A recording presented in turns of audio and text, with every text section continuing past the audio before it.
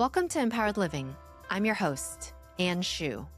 Each week on this show, we have conversations that help us create greater alignment between who we are, what we value, and how we live. Through honest stories, fresh perspectives, and practical insights, we'll explore the choices that shape a meaningful life at work, at home, and in the relationships that matter most. Because success should support the life you want, not pull you away from it. I'm so glad you're here. Let's get started. Hi, everyone, and welcome. My guest today is Chris Harris. Chris is an author, speaker, and founder of The Warrior Maker, where he helps people master their mindset, face their inner rivals, and build strength from the inside out. In this episode, we explore the mindset shifts that help us lead more effectively. We talk about how fear can become fuel instead of a barrier, and we unpack how to recognize when something no longer serves us and how to find the courage to let it go. This is a powerful conversation about courage, ownership, and learning to meet life with greater strength, awareness, and intention. Let's dive in. Chris, welcome to the show. I'm so excited to have you here today. I'm looking forward to a meaningful conversation. All right. So before we dive in, I would love for you to just start by explaining your definition of mindset, because I know a lot of people use the words mindset, attitude, and beliefs, and sometimes they use them interchangeably, but I know that they all mean different things. So before we start using those words in our conversation, let's define what those mean. Yeah, and this is perfect timing. I just finished writing the book of mindset earlier this year, and I was very challenged to have to articulate that in a way right out of the gate to where the reader could really connect with, well, what does he mean by mindset? So that was probably the most challenging part of the book, was explaining and defining what I mean by mindset. But I've learned to do it in a very short, just a couple paragraphs. And so I'll give you the short version. So there's a space that lives within us, and it lives in the subconscious mind. And the subconscious mind lives not beneath the conscious mind, but it lives outside of the conscious mind. We don't really know where it lives. But in that space, in the subconscious mind, is something that lies right between, in the middle of, in the center of a stimulus and how you either choose to respond or react to that stimulus. So the space in your subconscious mind that lives between the stimulus and the response or reaction to that stimulus is what I challenge people to master and what I call mindset. Because if you think about who you are as a person, your personality, your beliefs, your attitudes, your virtues, your character, the thing that drives your reactions and responses to certain stimulus or stimuli, because we're really being hit with stimuli throughout the course of the day. Like from the time your alarm goes off, you have a choice to make, right? That's the stimulus. And your choice is, am I going to hit snooze? Am I going to get up immediately? Or I'm just going to lay here and think about it for 5 minutes and then get up? And when I do get up, am I going to hit the ground running, or am I going to not want to talk to anyone until I have my caffeine? So the stimulus is the alarm going off, and then your response or reaction to that. Now we get into mindset. And if you think about the hundreds of times a day we are hit with the stimulus or the stimuli, we're trying to merge onto the highway and someone chooses not to let us in. Somebody cuts us off, somebody says something rude or inappropriate or condescending. All of these are stimuli. And how we choose to respond or react to that really makes up, at the end of the day, who we are. So when we talk about changing your mindset, that space, what we're really talking about is the formula for changing who you are. Now, what do you think is the hardest part of mastering your mindset? Well, you have a 7-foot bouncer who's muscle bound, and I call him Critical Carl. He's actually called your critical faculty. Okay. But I imagine this, you're trying to get access into the VIP portion of this really cool club or restaurant, but standing in front of the entrance to the VIP section of this area that you would, love to go check it out. Behind that red rope, that red velvet rope, is the 7-foot bouncer or bodyguard or doorman named Critical Carl. And Critical Carl's job is to not let you into the subconscious. If you don't get into the subconscious, you're not going to make any meaningful or lasting changes. And here's the thing about critical Carl. He doesn't like anything that's unfamiliar. If it's unfamiliar, he sees it as a threat and he's going to keep it in the analytical portion of the mind. And another thing to remember about critical Carl, he is an expert at spotting fake IDs. So don't try to get in there with some positive self talk and a moment of gratitude. He knows you. He knows you probably better than you know yourself. And so no fake IDs. And if you want to get into the subconscious where lasting, meaningful change happens, like really breaking old destructive habits, really creating new productive habits, if you can't get it beyond the conscious mind and past critical Carl and into the subconscious, it won't last. You'll join the gym on January 1st, and you'll have quit the gym by Valentine's Day. But what do you say about the people who are like, "Oh, I have a, fake it till you make it type mindset and I work until I can try to, overcome this fear or this insecurity." I I would agree with that if you would change the word "fake it" until you make it, and maybe change that to "think it" Mm, until you make it. mm. But all meaningful change starts with belief. Okay, faking it. Look, I can go out in my front yard right now and I can pretend that I'm cutting the grass. I don't even have to start the lawnmower. I just need to get out there and just start pushing the lawnmower back and forth. And to anyone in my neighborhood looking out their window, to them, I'm cutting the grass, but I haven't even started the lawnmower. So I'm not really going to have any productive outcomes. So, but I think if you believe it, what's the saying? I'll believe it when I see it. Right? That's the saying that's been around for as long as I can remember. But we have that backwards. No, I'll see it when I've believed it long enough or intensely enough or emotionally enough. When I've created that pattern of believing, then I will see it. Because if you believe it long enough, you actually y- your brain will start creating new neural pathways. And those new neural pathways will actually start altering your behavior to fit that model that you truly believe about yourself. So I think that if we want to believe it until we make it, that's great. But you got to start the lawnmower.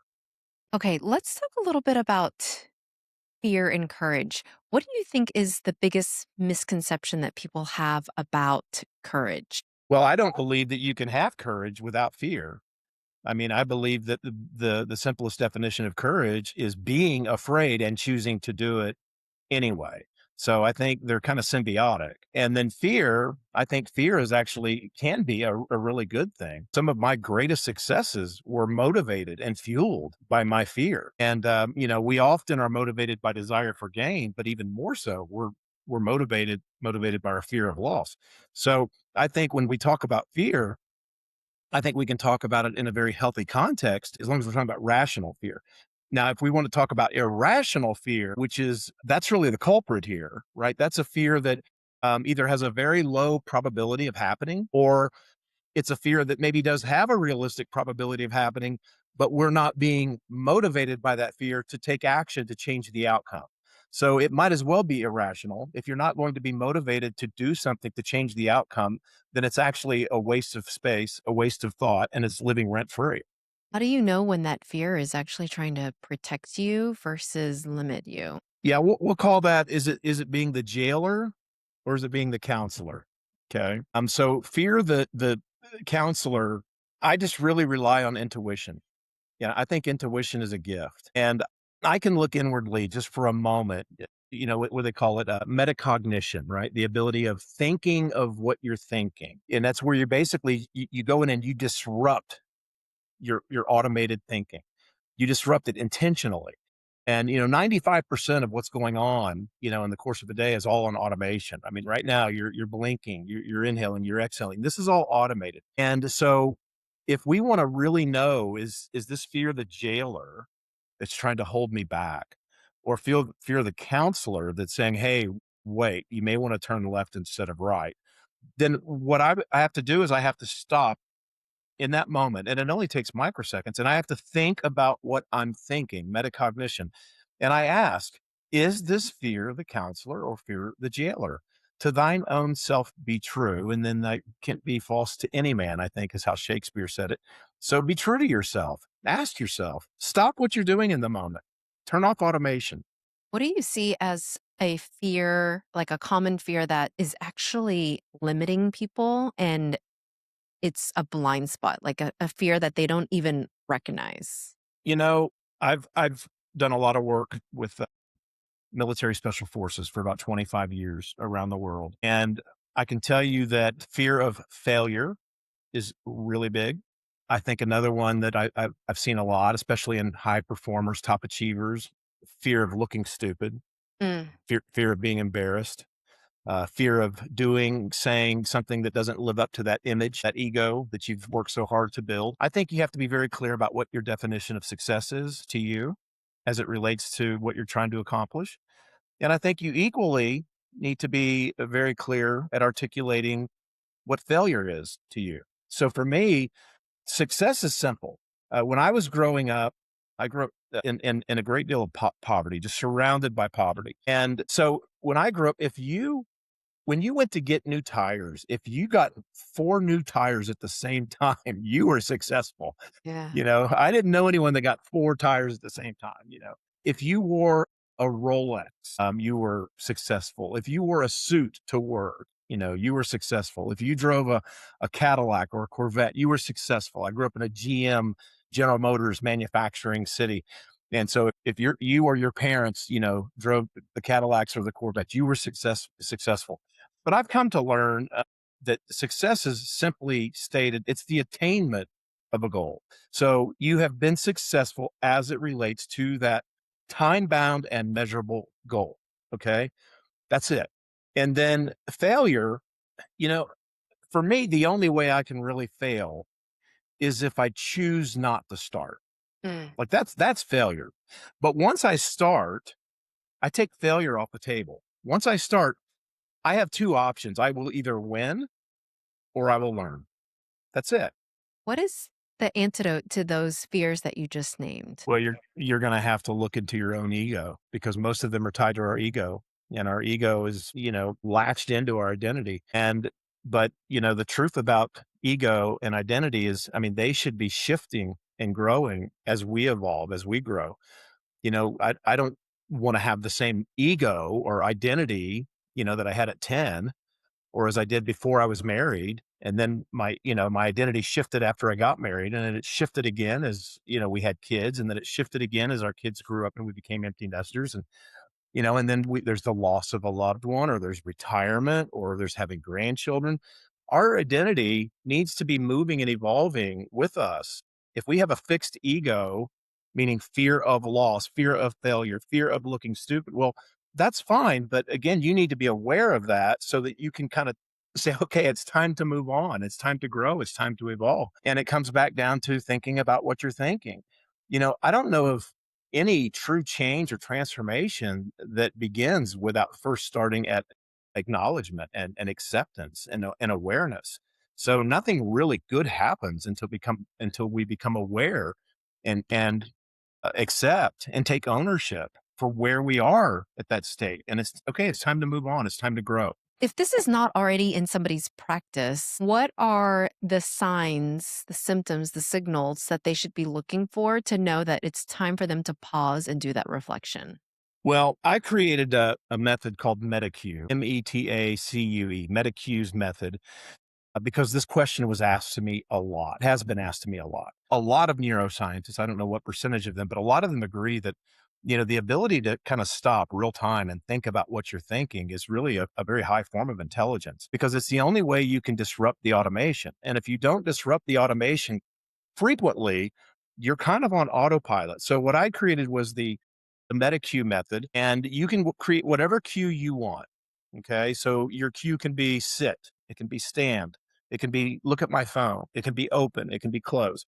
So if I say, all right, I want to be very aware of how many times, I say can't, or I want to be very aware of every time, I'm having a conversation with maybe one of my kids or my loved one, my spouse, and I roll my eyes. Okay.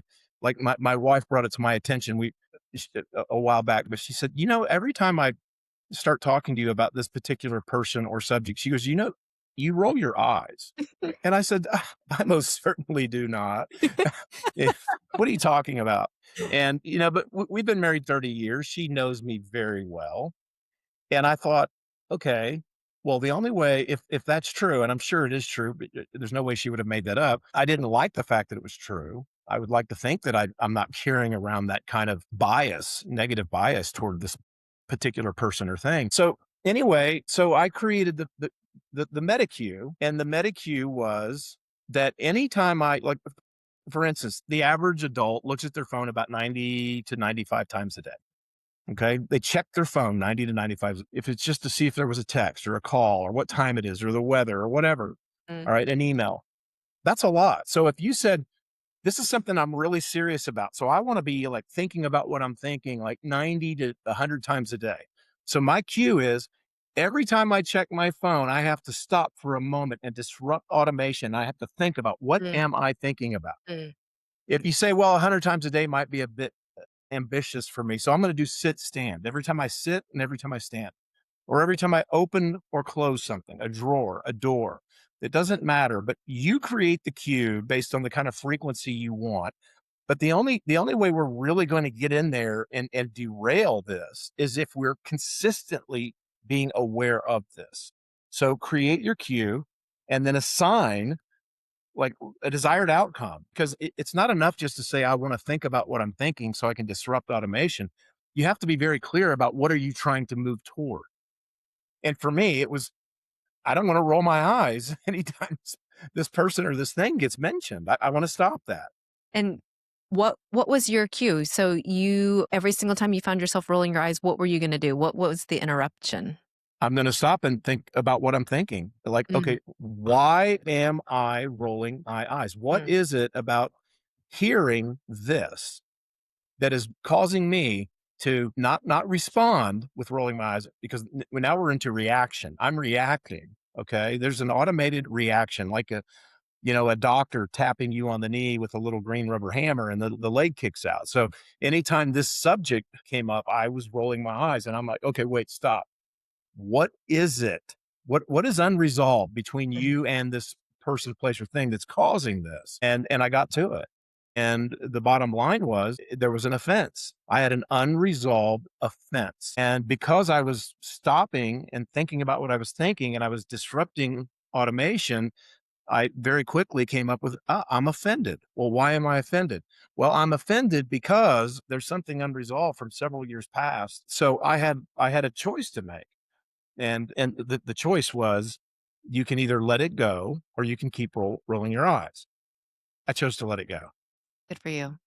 What is the difference between ego and healthy confidence? Because I think there's most people Uh-huh. have a negative connotation with the word ego. Well, the healthy confidence is the result of high competence. Ego doesn't require high competence. Mm. I mean, ego is all about me, myself, and I. Competence has nothing to do with it. What about the relationship between ego and insecurity? Would it be the same? Yeah, the relationship's very strong. I became one of the top, I don't know, instructors in my field when I was teaching. I was teaching close quarters combat to tier one military special forces as a private contractor for 25 years. And that's a very high barrier to entry. If you want to teach martial arts, that's one thing. If you want to teach to the Department of Defense, that's another thing. If you want to teach close quarters combat to, the top, elite, Green Berets, Delta Force, Rangers, there's only a handful of you that are doing it at that level. So that means that my confidence and my competence were united. But the truth be told, what motivated me to develop my skill to that level was I was insecure. Mm, So if we were to go back to my childhood, I didn't have a lot of like love and acceptance and words of affirmation. I didn't have role models. I didn't have anyone that ever said I was proud of you. And so, my mother was a heroin addict, but she was also a heroin dealer. mm, And so when I was 10, she got sent to prison. And so I lived with a lot of different foster families. And I just never had that kind of approval, that love, that acceptance.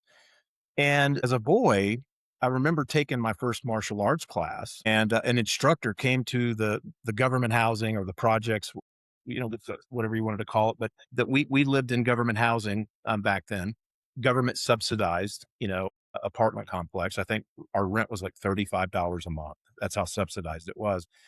But there was someone from a local church in a nearby neighborhood that would come by on Saturdays and teach martial arts out of the rec center of the government housing I lived in. And I learned very quickly because that rec center was filled with the kids, the boys who were chasing me and fighting me on a Mm. daily basis. And it was very, very quickly, I realized and the instructor realized I had a gift. I had a real talent for martial arts. And I had never had a gift before. If I didn't even have socks, let alone a gift. And I learned very quickly I had a real talent. And this instructor was very quick to point out this talent. But I learned from the boys in that room that used to, chase me and want to fight me, the kids that lived in my community, now all of a sudden they respected me. And I put those two together very quickly. Wait, if they think that I'm dangerous, they're going to respect me. And all of a sudden, I realized that the better I become at martial arts, the more affirmation and acceptance I will get. And all of a sudden, talent and skill led to what I was really after which was the praise of man. And so that insecurity drove me to practice 5 hours a day, to practice in the rain, to practice if I was injured. And, when everyone else was going out, I would say, hey, I'll stay behind and I'll turn the lights out after I leave and I'll clean the floors before I do it. And I'll clean the mirrors too, sir. And so that insecurity, what was negative and destructive potentially actually became fuel to make me become better. So I don't know if you've ever read any of like Carl Jung's work, but Carl Jung, a famous philosopher, or not philosopher, but psychologist back around the same time as Freud. And in fact, I think the two of them were very good friends for a while. But anyway, Carl Jung says we all have this shadow work, right, that we need to work with. And you can call it whatever it is. You can call it your rivals. You can call it your inner demons. You can call it shadows. You can call it whatever you want. But for me, at a young age, I really identified what those were, and I put them to work. I mean, I threw a saddle on them, and I had the reins to them in one hand and a whip in the other. I'm like, if you're going to live here, you're not living rent free. I put them to work, and I rode them. I rode them like Seabiscuit. But an example of that is here's this kid with this insecurity. And I'm like, oh, no, no, no, we're going to put you to work. And I Mm. use that insecurity to fuel me, to motivate me to become one of the best at what I did. And I think we can do that with anything. I think we have the ability to turn any negative into a positive. It just comes down to perspective and choice and perception. But you also have to be willing to do the work. But what was it that allowed you to use this situation as your fuel to better yourself instead of as something that tore you down? Because I think there's lots of people that grew up in difficult situations where they weren't able to do what you did and really use that, like what you said, like saddle it and you know let that guide you. You know, that's a very good question, Anne. And I'd like to answer it this way. So when I was 10 and they took my mother off to prison, my sisters and I had two sisters. So I was 10 and then Kim was 11 and Edie was 12. Child Protective Services took me in one vehicle. They took my sisters in a different vehicle. So there were three vehicles. There was my mom leaving in handcuffs. There was my sisters going to the girls' home, and there was me going to the boys' home. My sisters both turned out very much like my mother. They followed in her footsteps, with the drug addiction and all of the things that came with that. So they just lived very hard lives. Both of them are deceased now. But if you would have asked either one of them at any point in their life, how did your lives just turn out so tragic? They would have squared you in the eye, and with all the conviction and passion they could muster, they would say, well, because my mother was a heroin addict. Mm. Okay, that's fair. It's true. If the same person then would turn to me and say, Chris, your life really turned out pretty well. How did your life turn out so well? And I would say, that's easy. My mother was a heroin addict. The three of us were raised in the same home with the same mother, under the same conditions, but they chose a perspective of debt and blame and entitlement and unforgiveness. I chose one of gratitude. And I felt like the experiences that I had endured would make me stronger if I chose to allow them to make me stronger. They could make me better. Now, so the real question, and I don't know the answer to this, and I don't think I will know the answer to this in my lifetime, but the real question is, well, then, a 10-year-old, an 11-year-old, and a 12-year-old, two of the three of you chose to blame your life on those events or circumstances. And one of the three of you chose to blame your success on that. Mhm. So, well, that's the real question. Why did they choose, blame and debt and entitlement? And why did I choose gratitude? I don't know the answer to that. But I do know that it's because I chose that perspective that I had a different trajectory. So I would argue that you're probably on the extreme of being able to take something, be grateful for it, learn from it. If they were on the opposite extreme, and our listener is somewhere in the middle, right? Not perfect at staying in gratitude, but still, every once in a while finding themselves in blame. What would be your advice to the listener that is saying, okay, I want to be more like Chris. I know I have room for improvement. How do I start making my way over there? Well, first of all, your comment about me being on the extreme, that's me. I I live on the extreme in just about everything. I set my mind to a thing and I live on the extreme. And I'm not saying that bragging. There's a high cost that comes Okay. with being that type of person. So yes, you're absolutely right. But I would say that you have to really, this goes back to thinking about what you're thinking. And I think back to, okay, well, let's say I am engaged in blame or entitlement or whatever. I ask myself, is this still useful? Mm, It may have served me well at a time in the past. It may have. I don't know. But is it right now, the here and now, is it still useful? mm, And if the answer is no, I let it go. It doesn't take any more energy or space or memory in your hard drive or cognitive to sit around and to ruminate on worst case scenario as it does to sit around and ruminate on best case scenario. So anytime I find myself thinking about worst case scenario, I immediately interrupt that and say, okay, whoa, whoa, whoa. We need balance here. I just caught myself thinking about worst case scenario. So now what's best case scenario? And say it out loud, Chris. So I will not allow myself to think about worst case scenario without verbally stating best case scenario as a counter. There's my yin. Okay, let's talk about my yang.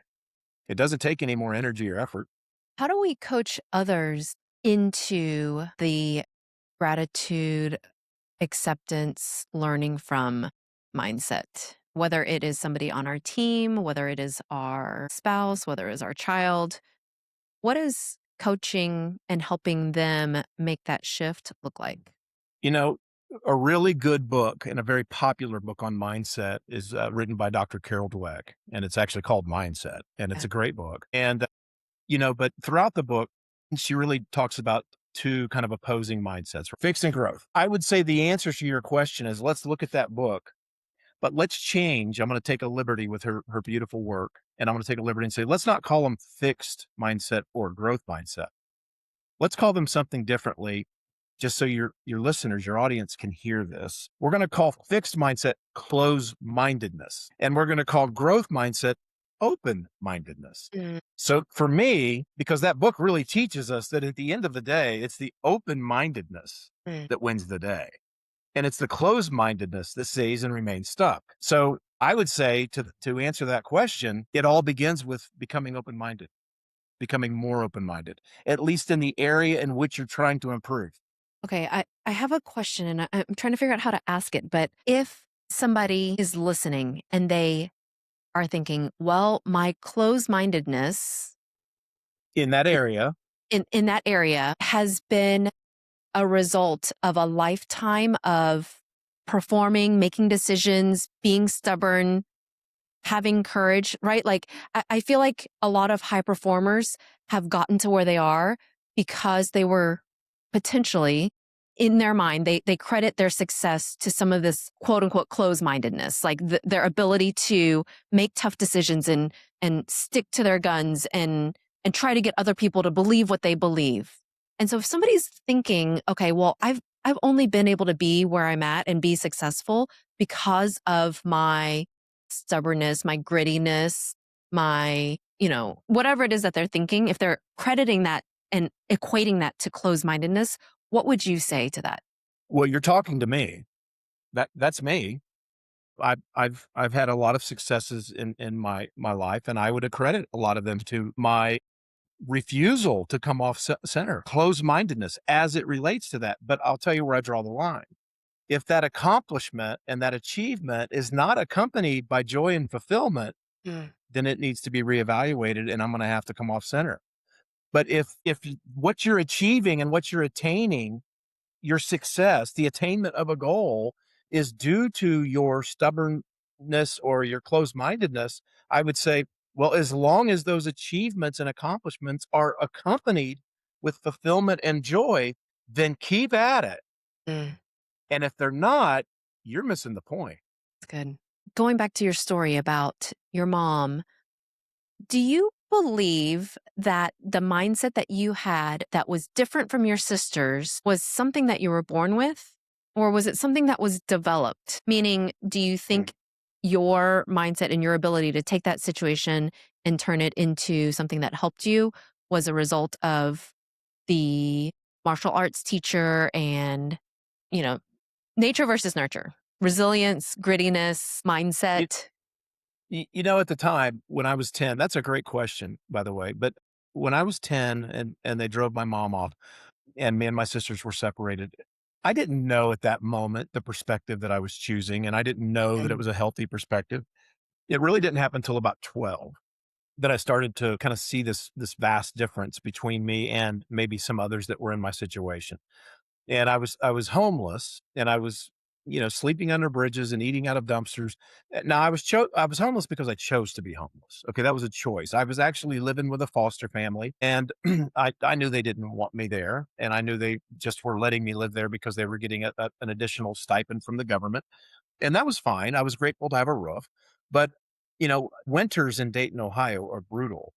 And so whenever the weather was cooperative, and we were, coming into spring or summer, something like that, I would always run away from whatever foster family I lived with. And just to give you an example, by the time I was in the 8th grade, I'd already been to 13 public schools. So I moved around a lot. But if I didn't feel like I was wanted or that I was, loved or any of those things, if I didn't feel safe, I would choose to run away and be homeless as long as the weather. Now, I would not be homeless in the winter in Dayton. I'd just go suck it up, buttercup.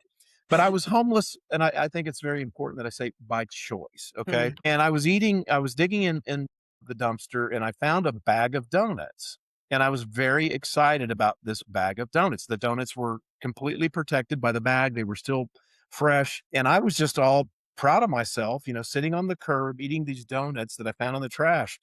And this was when I really kinda had my first real conversation, and I don't know if the conversation was with God or with the universe or with myself. I couldn't tell you. But I remember, shaking my fist at the sky and kinda having that soul binding tie, like, I will never, I am not going to be poor my whole life. Why am I celebrating this? What is wrong with you to think that this is something that needs to be celebrated?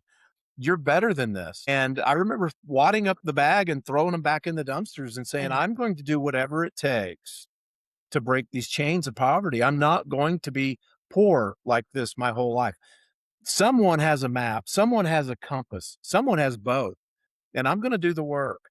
And that was really that defining moment in my life to where I realized there was some kind of drive in me that I just didn't recognize in the other kids my age. That was the first time I really noticed a stark contrast. And then looking back, I could see it with my sisters and me later in life. But that was the first time I became aware of, this just seems to be a little deep for a 12-year-old. Like I knew that. I didn't know why. What did it look like from there? Like what was the path to, like, you had the martial arts classes, but how did you get to where you are now? So martial arts was the path. There weren't Mm, two paths.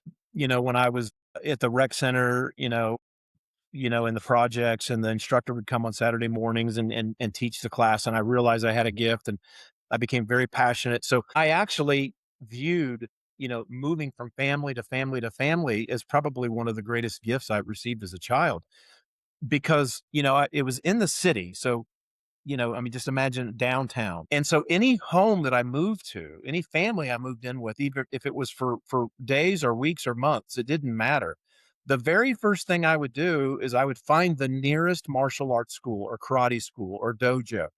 And I would go in and I would explain my situation. And I would say, my name's Chris. I'm in foster care. I just moved in with this family. I don't know how long I'm going to be here. I really love martial arts. I'll work hard. I don't have any money, but if you will allow me to work off the training, I'm a hard worker. I can paint, I can mop, I can wipe down mirrors, I can do whatever. I can get on my hands and knees and scrub the hardwoods. And I never once, Anne, had someone tell me no, Mm. never. And so you imagine all those times I moved. Well, every time I moved, I started training in a new discipline with a new instructor with new values. I trained in the Japanese disciplines. I trained in the Chinese disciplines. I trained in the Korean disciplines. I trained in the Muay Thai. And so now all of a sudden I'm 18 years old and I'm in high school. It's my senior year in high school. And it's January. It's my birthday. I turned 18, although I wasn't going to graduate until May. And my gift to myself, my birthday gift to myself, was I enlisted into the United States military. And then I just had to wait until after I graduated to go off to boot camp. So now all of a sudden I'm 18 years old and I'm in the United States military, and I had trained in 6 different martial art styles as a kid, and I trained hard because it was all I had, because I was driven by the praise of man, that insecurity, to be seen, to be valued, to be appreciated. And so I was really good. By the time I was 18 and in the military, I was really good. And so, but I was in my 20s, it caught up to me. I'm Mm. in my early 20s and I realized, oh my gosh, I have gotten to this place in life with my skill set because I'm chasing the praise of man. How messed up is this, Chris? And I realized it. And I said, you know what? I'm not going to stop doing martial arts. I'm just going to change my reason why. And I changed my reason why I wanted to be good and wanted to be, expert level. I changed it from I wanted to be praised and acknowledged to protect the innocent and safeguard the helpless. I didn't change my what, I just changed my why. How did you discover that why? That's a great question. I probably watching too many John Wayne movies as a kid. You know, I love to watch martial art movies, and I love to, watch the underdog. I love to watch, someone step in and go against the impossible bully, the impossible adversary. And it just, I just, I was moved by it. And I was like, I didn't want to be a hero. I just wanted to be useful. And if somebody maybe is not interested in watching a bunch of John Wayne movies, what would be your suggestion on how they can start figuring out what their why is? Get out a piece of paper and an ink pen or type it in your phone and just write down or type the name of one person that you admire. One, even if it's someone you've never met, even if it's just someone you've heard about on an Audible book you listen to, or someone that you've seen on, some feed on Facebook. They keep coming up, some influencer, someone you've heard stories about through your favorite uncle. It doesn't matter. It doesn't matter if it's founded in truth. It doesn't matter where it came from, but we have to start with one person I admire. Just start with that, a name, and then ask yourself, great, the hardest part's over, identifying the person. Now, what is it about that person that I admire? And what happens is you're now opening the door to this journey of finding out what makes you tick. Who do I admire? Why do I admire them? What qualities about them do I admire most that I would like to have in my own life? And the next thing you know, you're just on this beautiful journey to self-discovery. I love the heroes. I love the heroes that stepped up against impossible odds, regardless of the cost to themselves. So, your company is called Warrior Maker. Can you talk about why you specifically chose that word warrior and what does that word mean to you? Yeah, it's The Warrior Maker, and I was over in the Middle East. In order to win a contract teaching Tier 1 Special Forces for US and US allies, if it's overseas, especially in the Middle East, they do not believe, and I'm talking about kings and generals and members of the royal family, the ones who are gonna choose who is going to train our top tier military elite. And they just made a point. We're not going to go by somebody's website. We're not going to read their press releases. We don't care how many testimonials they have. We don't care about the letter of recommendation on Pentagon letterhead. It means nothing to us. If they're going to say that they're the best and we're going to give them access to our nation's best, they're going to have to come over here and they're going to have to fight. They're going to have to prove that they're that good. And you would normally have to fight whoever was currently under contract. So normally it's like a 1 to a 3-year contract. So that person's contract, whoever the elite combatives instructor for their special forces, that instructor's contract was coming to an end, and now the request for quotes was coming out to a handful of us, and we would go fight. And if you won, they were impressed enough, you would get the contract. And if you didn't win, well, you're going to have about a $5,000 American Express bill flying 8,000 miles back home, beaten up. So you better be pretty confident in your skill and your ability. But I was over in another country, and the only way the fight ends, I mean, it's a bare knuckle brawl, and but the only way the fight really ends is either you knock the opponent out, you make them pass out, by just taking their air, or if a senior decider, a senior authority figure in that room, which is normally going to be a member of the royal family, a king, a crown prince, definitely a general would be in there. They take giving access to their elite, they take that very serious because they're so hard to come by, Mhm, that mhm, and then the ones you do come by, you got to make sure they can make the entire qualification process and not get injured, not quit, all that. So they're very protective and they have a tremendous dollar investment into these special forces operators. And but anyway, I was doing my thing and I was winning and basically a member at that table stood up and said, "Stop, I've seen enough. mm, You clearly are the obvious choice mm, for this contract." And he said, "Moving forward, you are the warrior maker." He said, "You are the one who will make our warriors." And so I never really thought about that name that I was given, the warrior maker, until I tried to really get into like, keynote speaking, paid keynote speaking. And, you know, if you Google Chris Harris, there's about 300 famous Chris Harrises. I don't even know if I'm on page 30, but if you Google the Warrior Maker, it's all me. And so I needed a brand that that transcended Chris Harris, or no one would ever find me. So I was like, well, over in the Gulf Arab states and in Saudi Arabia and some of these other countries, I'm known as the Warrior Maker. Maybe I can make that work. And that there was nobody going by the name the Warrior Maker, so it worked out really That's great. In your good. mind, is there a difference between being a warrior and just being really tough? Well, I don't think that being a warrior has anything to do with being tough. I think it has to do with being tough on yourself, Mm, but maybe not being. When I talk about warrior maker, I make warriors. I make people who basically are tough against their own inner rivals. So, ego, fear, pride, doubt, all of these things that are these inner rivals that we talked about earlier. I mean, going to war against them. Anything that lives within you that is no longer serving you, then become a warrior. Become a warrior in that space that lives between stimulus and response. Master that space. I don't think about violence or aggression. I think about fulfillment and attainment of all that is good and beautiful. I think, to me, the most beautiful expression of a warrior to me is, never withholding love within it when it's within your ability to give it. Like, that's a warrior to me.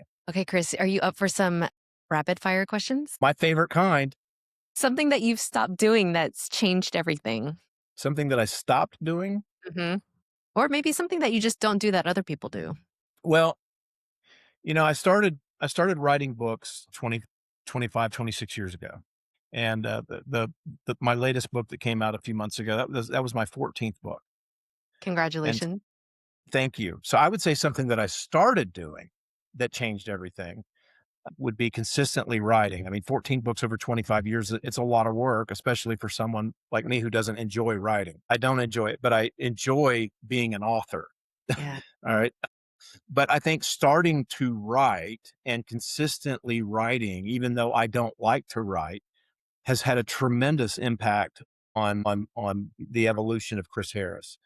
Because when you sit down and you stare at a piece of paper with a keyboard or a piece of or a pen and paper, whatever it is, I mean, what you're doing is you're having a conversation with yourself. And if you're having a conversation with yourself, you're having a conversation with ego, because ego is yourself. It's the me, it's the I. And so I think if I were to look back to me, had I never chosen to sit down and write a book and finish a book, I don't think that Chris, that version of Chris would have attained the fulfillment and the joy and the accomplishments. The accomplishments are, look, they're fun, but at the end of the day, it's the fulfillment and the joy that we have, and the fulfillment and the joy that is actually transferable into the lives of others. I mean, at the end of the day, that's what the journey's all about. And I don't think I would have achieved even near that level of any of those things had it not been for just forcing myself to write. What's a mindset that people need to let go of? You know, there was an interesting study. Basically, there was a Fortune 100 company that paid a lot of money to do a study to find out the top performers, the top sales performers. Okay, what are some common denominators that they have? Because if we know what they have, those common denominator, kind of that Pareto's principle, that 80-20 rule, right? Mhm. Then we can start kind of interviewing, looking for those specific traits or qualities of what these top performers have. And they came up with a handful of things that they paid a lot of money for the study, but it said something like this. Well, the top performers, and it had nothing to do with education, and it had nothing to do with all the things that we would think that it would have to do with. It had to do with things like this. Well, like, here's the 3, 4, or 5 things they all have in common. Number 1, they got a chip on their shoulder.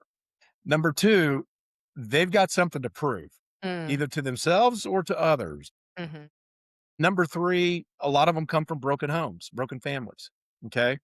And that could be something as simple as their parents were divorced. Okay. It doesn't have to be something, tragic or anything like that, but broken homes, chip on their shoulder, something to prove to themselves or to others. And the fourth one was, and in a lot of circumstance situations, they live beyond their means. Mm, So they have to perform. They have to, you know, they're making this much a year, but they're driving an $1,100 a month BMW on a lease. They have to perform. So they put themselves on death ground financially. And I remember hearing that, and I got so excited because I was pivoting into a professional sales career from 25 years of teaching special forces. And I got so excited when I heard that. I was like, I'm going to be so good at this because I have all those things. And so, so I would say, but I acknowledge the chip on my shoulder. I know what it is I have to prove. I can tell you the person who looked at me when I was a little kid and said, "You're never going to amount to anything." I mm, know who I have to prove, had to prove it to. mm, And, like, all of those things I could identify with. But I think what gave me a competitive advantage was I owned them.